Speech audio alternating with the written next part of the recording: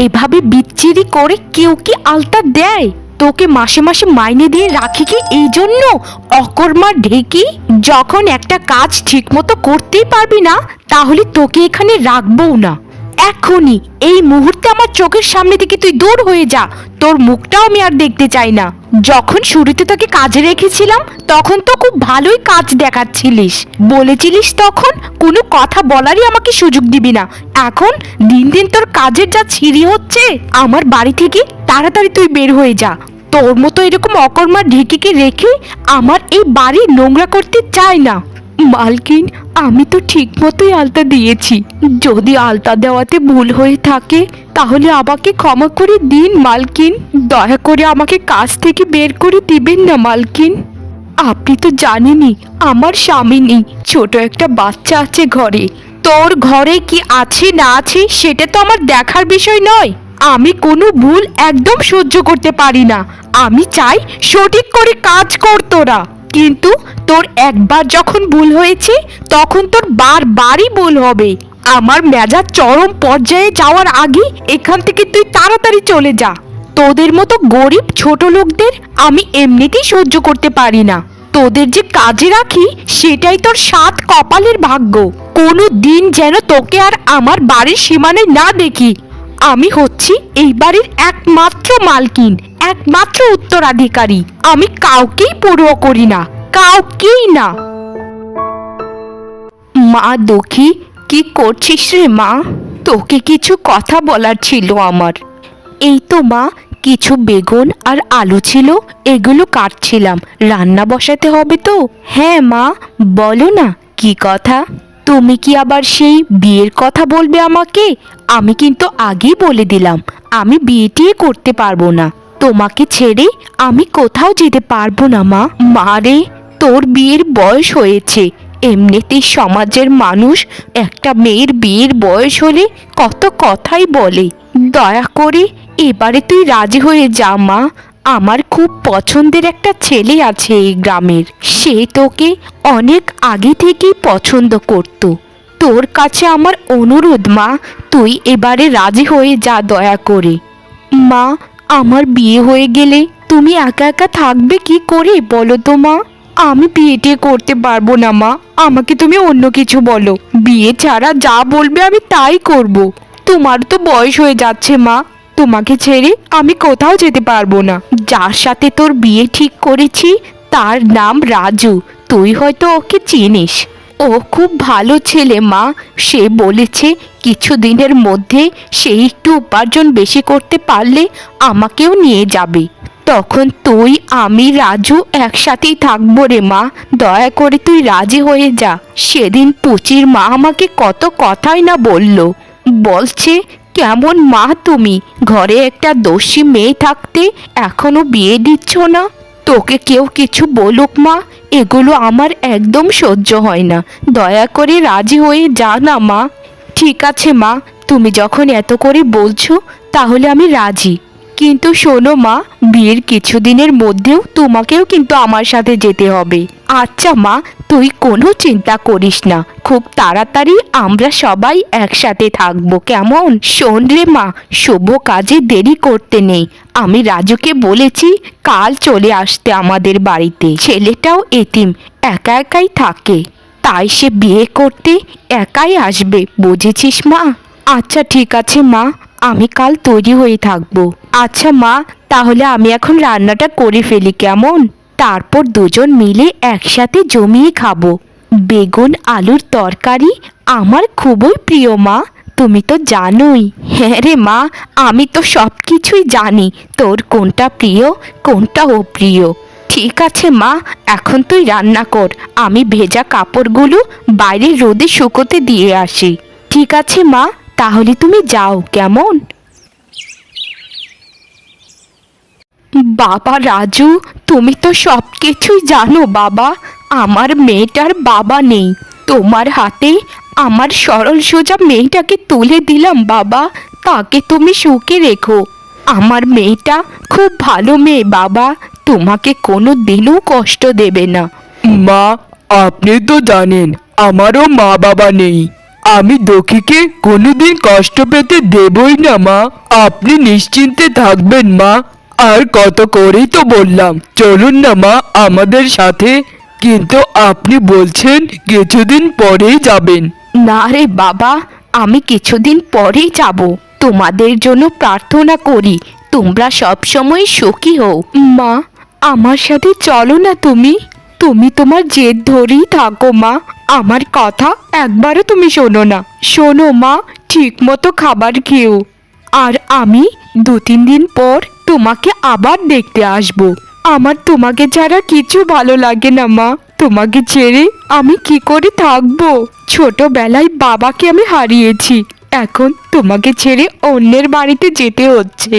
আর যদি বাবা বেঁচে থাকতেন তাহলে আমাকে দেখে কতই না খুশি হতেন। আমার নামের সাথে আমার কপালটাও পোড়া মা, জন্মের পর বাবাকে আমি পাইনি। ঠিক আছে মা, তাহলে আমরা আসি, আমাদেরকে বিদায় দিন। আর আপনি দুঃখীর জন্য একদম চিন্তা করবেন না, দুঃখী সুখেই থাকবে। মা, তাহলে আসি কেমন? ঠিক আছে মা, তোরা সাবধানে যাস আর আমার কথা একদম ভাবিস না। দুঃখী, এই বাড়িটাই আমার। এই বাড়িতে তুমি থাকতে পারবে তো? তবে তুমি চিন্তা করো না, খুব তাড়াতাড়ি আমি ভালো একটা বাড়ি বানাবো। আমি খুব বেশি বেশি করে কাজ করব। এখন একটু আমার রোজগার পাতি কম আছে ঠিকই, কিন্তু খুব তাড়াতাড়ি আমি আরো কাজ করে বেশি রোজগার করব। তোমাকে আমি কোনো দিনও কষ্ট পেতে দেব না দুঃখী। এটা আমার স্বামীর বাড়ি, আর স্বামীর বাড়ি মানে আমার কাছে রাজপ্রাসাদ। সেটা হোক দালান কোঠা অথবা খড়ের ঘর। আপনি যদি আমার পাশে থাকেন তাহলে আমি গাছ তলাতেও থাকতে রাজি আছি। আর আপনার বাড়িটা মন্দ কিসের? এত সুন্দর একটা বাড়ি, মনে হচ্ছে কেউ এঁকে রেখেছে। আপনি আমার কথা এত ভাববেন না তো। তোমার নাম দুঃখীকে রেখেছে আমি জানি না, তবে তোমার মনটা আকাশের মতো বিশাল। আমি চেষ্টা করব দুঃখী, যেন তোমার ওই নামের মতো তোমার কপালটাও না হয়। যেন আমি সর্বোচ্চ চেষ্টা করব যেন তুমি সুখী থাকো সব সময়। জানো দুঃখী, আমার মা বাবা সেই ছোটবেলাতেই মারা গেছে। এরপর থেকে আমি একা একাই বড় হয়েছি। আমি আপনার কষ্টটা একটু হলেও বুঝতে পারি, কারণ আমারও বাবা নেই। কিন্তু মা ছাড়াও একটা সন্তান কত কষ্ট করে যে বেড়ে ওঠে সেটা আমি কল্পনাই করতে পারবো না হয়তো। তবে আপনি চিন্তা করবেন না, আমি এখন আপনার জীবনে এসে গেছি, আর আপনার কোনো চিন্তা নেই। কমল, এই কমল, হতচ্ছাড়াগুলো কোথায় থাকে সারাদিন? একবার ডাক দিলেও শুনতে পায় না। কমল, এই কমল, তাড়াতাড়ি এদিকে এসো, তোমার সাথে জরুরি আমার কথা আছে। হ্যাঁ হ্যাঁ মালকিন বলুন, আমি একটু বাগানে পানি দিচ্ছিলাম আর কি। বলুন না মালকিন, কি হয়েছে মালকিন আপনার? বলুন, আমাকে ক্ষমা করে দিন মালকিন, আপনি রেগে যাবেন না। আসলে তোমাদেরকে কাজে রাখাটাই আমার ভুল। একটা কথাও তোমরা ঠিক মতো শোনো না, একটা কাজও তোমরা ঠিক মতো করো না। শোনো, ঘরের কাজের মেয়েকে আমি তাড়িয়ে দিয়েছি। আমার একটা কাজের লোক লাগবে। লোক বললে ভুল হবে, একটা কাজের মহিলা লাগবে। মালকিন, এখন কাজের লোক পাওয়া অনেক কঠিন হয়ে যাবে। আর আমাকে ক্ষমা করবেন মালকিন, এই কথাটা আমাকে বলতেই হবে। আর আপনাকে ভয়ে আপনার বাড়িতে কেউ কাজও করতে চায় না, আমি জানি না কেন মালকিন। কাজ করতে চায় না সেটা তাদের ভুল, কারণ আমার বাড়িতে কাজ করলে আমি তাদেরকে যথেষ্ট মাইনে দেই। শোনো, তুমি আমার বাড়ির সামনে একটা সাইনবোর্ড টানিয়ে দাও, যেখানে লিখে দেবে কাজের লোক প্রয়োজন। তুমি তাড়াতাড়ি যত সম্ভব পারো একটা কাজের মহিলা আমাকে জোগাড় করে এনে দাও। আর শোনো, কাজের লোক না আসা পর্যন্ত বাড়ির সকল কাজ তুমি একা হাতেই করবে। তুমি আমার মৃত স্বামীর একজন বিশ্বস্ত মানুষ ছিলে, তাই তোমাকে আমি তাড়ালাম না। কিন্তু শোনো, আরেকবার যদি তোমাকে সঠিক সময়ে না পাই, সেই সময় কিন্তু তোমাকে এই বাড়ি ছেড়ে চলে যেতে হবে। এই কথাটা তুমি সবসময় তোমার ওই ঘিলু ছাড়া মাথায় ঢুকিয়ে রেখো, বুঝেছো? আর আমি তোমাকে যা কাজ দিয়েছি সেটা এক্ষুনি এই মুহূর্তেই কাজটা সেরে ফেলো। ঠিক আছে ঠিক আছে, এখন এখানে সংসেজে দাঁড়িয়ে না থেকে যাও, কাজগুলো করে ফেলো। ঠিক আছে মালকিন, আর আপনার জন্য ঘি রান্না করব সেটাও একটু দয়া করে বলে দিন। দুপুরের খাবারও তো সময় হয়ে গেছে। আমি যে খাবারগুলো সর্বোচ্চ পছন্দ করি ওই খাবারগুলোই তুমি তৈরি করো। আর তুমি সব কিছুই জানো আমি কোন খাবারগুলো পছন্দ করি আর কোনগুলো অপছন্দ করি। ওগো, তোমার হঠাৎ করে কি হয়ে গেল? তুমি হঠাৎ করে এতটা অসুস্থ কি করে হয়ে যাচ্ছ বলো না? তোমার যদি কিছু হয়ে যায় তাহলে আমার কি হবে? সত্যি আমার নামটা মা বাবা ঠিকই রেখেছিল। আমি যেদিকেই যাই না কেন সেদিকেই পড়ে ছাড়খাড় হয়ে যায়। আমার মতো কপাল পোড়া মেয়ের ভাগ্যে যে আসবে সেও বিপদে পড়বে। দুদিন ধরে তুমি বিছানায় পড়ে আছো, তোমাকে ঠিকমতো খাবার খাওয়াতে পারছি না, ওষুধ দিতে পারছি না। আমি কি করব বলে দাও, তুমি বলে দাও। গন্নি, দয়া করে শান্ত হও না। বিধাতা যখন কাউকে অসুস্থ করে তখন কি কারো হাত থাকে বলো গিন্নি? কিন্তু দেখো না গিন্নি, মাত্রই তো আমাদের সুখের সময় শুরু হয়েছিল, তখনই আমার কি হয়ে গেল। আমি উঠেই দাঁড়াতে পারছি না গিন্নি। তোমাকে দেওয়া কথা আমি রাখতে পারছি না গিন্নি, আমাকে ক্ষমা করে দাও। সংসারটা কিভাবে চলবে গিন্নি, সেই চিন্তাতে আমি আরো অসুস্থ হয়ে যাচ্ছি। শরীরের এই অবস্থা নিয়ে আমি তো উঠেই দাঁড়াতে পারছি না, কাজে কি করে যাব? আমি কি করব গিন্নি, আমি কিচ্ছু বুঝতে পারছি না, আমার মাথায় কিচ্ছু আসছে না। তুমি একটু চুপ করবে? তোমাকে এত চিন্তা করতে হবে না যে খাবার কোথা থেকে আসবে। আমি আজকে গ্রামের দিকে যাব, দেখি কোনো কাজ পাই কিনা। একটা যে কোনো কাজ আমাকে করতেই হবে, না হলে সংসারটা চালানো যাবে না। আর তোমার ওষুধপত্র তো লাগবে, তোমাকে তো সুস্থ হতে হবে নাকি? তোমার যদি কিছু হয়ে যায় তাহলে আমি বাঁচবো কি নিয়ে বলো না? তোমাকে যে আমি বড্ড ভালোবাসি গো। শোনো, আমি অহনার মায়ের কাছ থেকে কিছু চাল ধার করে এনেছি, ওগুলো ফুটিয়ে দুটো ভাত রান্না করেছি। আর পুকুর পাড় থেকে কিছু শাক তুলে রান্না করেছি। এখন তুমি একটু খাবে, বুঝেছো? আমি প্রার্থনা করব গিন্নি, সবাই যেন তোমার মতো এরকম সংসারী আর লক্ষ্মী গিন্নি পায়। সেই তো কিছুদিন হলো আমাদের বিয়ে হয়েছে, এখনই তুমি কত ভাবো আমাকে নিয়ে। আসলে গিন্নি, আমি মরে গেলেও আমার কোনো ইচ্ছে নেই, কারণ তোমার মতো গিন্নি পেয়েছি। কিন্তু আমি মরতে চাই না গিন্নি, আমি তোমার সাথে বাঁচতে চাই। মরার কথা একবারও তুমি মুখ দিয়ে আনবে না। এখন চুপচাপ একটু শুয়ে থাকো, আমি তোমার জন্য খাবার নিয়ে আসছি। তুমি খুব তাড়াতাড়ি সুস্থ হয়ে যাবে আমার মন বলছে। আর আমি একটু পর বের হব একটা কাজের উদ্দেশ্যে, তুমি একটু সাবধানে থেকো গো। কত জায়গাতেই তো খুঁজলাম, একটা কাজও আমাকে কেউ দিল না। জানি না কাজ পাবো কি না, তবে আরেকটু সামনে গিয়ে দেখি। আরে, এখানে যেন কি একটা লেখা আছে। আমি তো কিছু পড়ালেখা হলেও করেছি, একটু পড়ে দেখি তো। এখানে তো লেখা আছে জরুরি ভিত্তিতে কাজের মহিলা প্রয়োজন। হ্যাঁ হ্যাঁ, এখানে তো স্পষ্ট করে লেখা আছে এখানে কাজের মহিলা প্রয়োজন। হে বিধাতা, তুমি আমাকে সাহায্য করো যেন এই কাজটা কেউ না পায়। আমাকে এই কাজটার ব্যবস্থা করে দাও বিধাতা। আমাকে যেভাবেই হোক এই কাজটা আমাকে নিতেই হবে। আমার স্বামীকে বাঁচানোর জন্য কাজ আমাকে করতেই হবে। মালকিন, আমাকে দয়া করুন, আমার স্বামী খুবই অসুস্থ। আপনার বাড়ির সামনে একটা সাইনবোর্ড টানানো দেখলাম, সেখানে লেখা আছে একটা কাজের মহিলা প্রয়োজন। আমি কাজ করতে চাই মালকিন, দয়া করে আপনি আমাকে ফিরিয়ে দেবেন না, আমাকে কাজটা দিন মালকিন। আমি সারা জীবন আপনার কাছে কৃতজ্ঞ হয়ে থাকবো। সেটা তো আমার একটা কাজের লোক লাগেই, কিন্তু তোর কত বড় স্পর্ধা, তুই সরাসরি আমার শোবার ঘরে চলে এলি। তোর কত বড় সাহস! দয়া করে ক্ষমা করে দিন আমাকে মালকিন। কাউকে যে বলে ঘরের ভেতরে ঢুকবো সেটা আমি কাউকেই পাইনি বাইরে, তাই সরাসরি ঢুকে পড়েছি আপনার ঘরে। আমার কাজটা খুব দরকার মালকিন, আমাকে দয়া করুন, আপনার পায়ে পড়ছি। কাজ তো দেবই তোকে, কিন্তু শোন, অল্প টাকা মাইনে পাবি, আর সকাল থেকে সন্ধে পর্যন্ত এই বাড়িতে কাজ করতে হবে। যদি কোনো কাজ এদিক থেকে ওদিক হয়েছে তো তোর মাইনে কিন্তু কমে যাবে, আর বেশি বাড়াবাড়ি করলে তোকে এখান থেকে চলে যেতে হবে। তুই যদি এই শর্তে রাজি থাকিস তাহলে এখানে কাজ করতেই পারিস। আমি আপনার সব শর্তেই রাজি আছি মালকিন, তবু আমাকে কাজটা করতে দিন।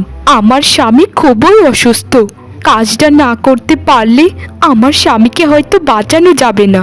আমি এখানে আশ্রম খুলে বসিনি, তুই কাজ করবি আর কাজের মাইনে পাবি। এত আবেগী কথাবার্তা আমাকে শুনিয়ে কোনো লাভ নেই, কারণ আমি কাউকেই পরোয়া করি না, আর ছোট লোক গরিবদেরকে আমি একদম সহ্য করতে পারি না। কাজ যখন করবি তখন আমার থেকে 7 হাত দূরে থাকবি। ঠিক আছে মালকিন, আপনার থেকে আমি অনেক দূরে দূরে থেকে কাজ করব। ঠিক আছে, এখন যা, ঘরের যত কাজ আছে সব কিছু করে ফেল। আমি সব কাজ করে ফেলছি মালকিন, দয়া করে যদি কিছু টাকা আমাকে অগ্রিম দিতেন তাহলে স্বামীর জন্য কিছু ওষুধ কিনে নিতাম। ঠিক আছে ঠিক আছে, কাজ শেষ করে যাওয়ার সময় কমলের কাছে টাকা দিয়ে দিব, সেখান থেকে তুই টাকা নিয়ে যাস। স্বামীর কথা বললি যখন তাই দিলাম, আর ঘ্যান ঘ্যান না করে আমার চোখের সামনে থেকে দূর হয়ে যা।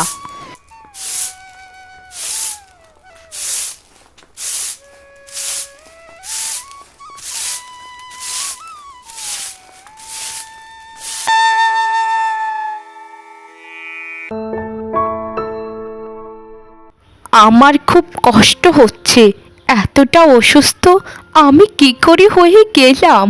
কমল, এই কমল, কোথায় তুই? তোকে কেন সকাল থেকে খুঁজে পাচ্ছি না আমি। আমার খুবই কষ্ট হচ্ছে, আমি যেন একটু শ্বাস নিতেই পারছি না। কি হয়ে গেল আমার? কমল, এই কমল, কোথায় গেলি তুই? মালকিন, দয়া করে আপনি একটু শান্ত হন।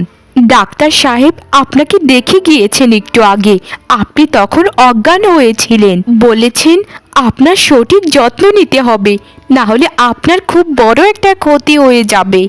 ডাক্তার আমাকে যাই বলে যাক না কেন, তুই আমাকে কখনোই ছুবি না। আমি যেভাবেই হোক একভাবে বাঁচব, কিন্তু তুই আমার গায়ে কখনোই হাত দিবি না।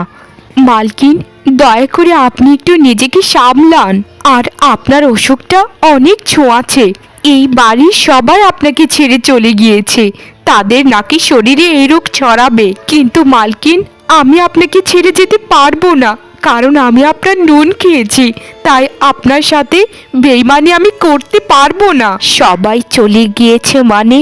কমলও কি এ বাড়ি ছেড়ে চলে গিয়েছে? হায় রে, আমি কতটা অসহায় হয়ে পড়েছি এখন।